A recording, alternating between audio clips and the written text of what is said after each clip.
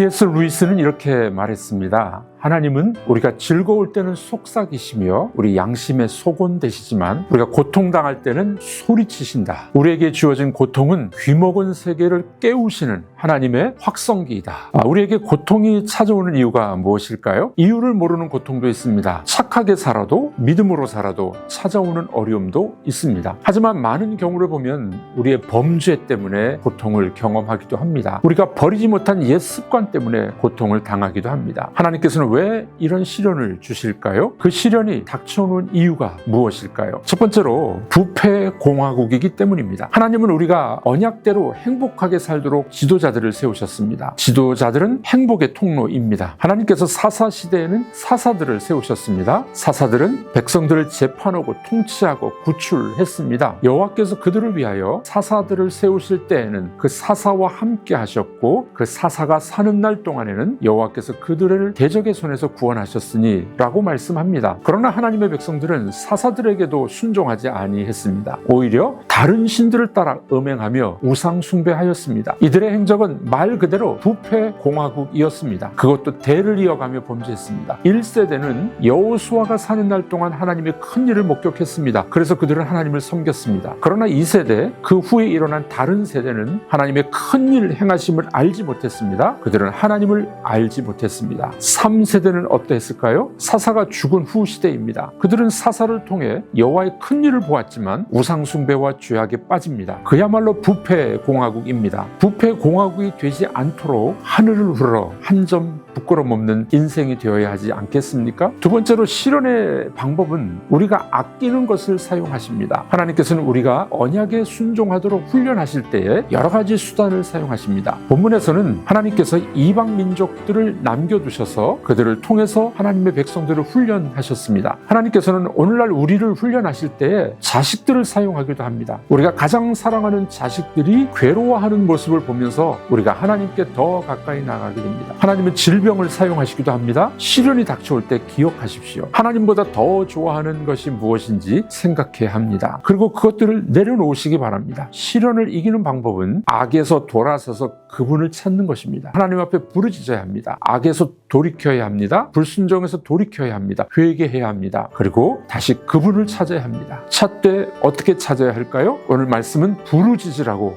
말씀합니다. 슬피 부르짖음으로 여호와께서 뜻을 돌이키셨음이거늘. 고난은 하나님의 확성기입니다. 고난은 변장된 축복입니다. 언제 그럴까요? 돌이키고 회개할 때입니다. 언제 그럴까요? 우리가 하나님을 부르짖을 때입니다. 고난이 변장된 축복이 되기 위하여 죄를 회개합시다. 그리고 하나님 앞에 부르짖읍시다. 이런 은혜가 임하시길 축복합니다.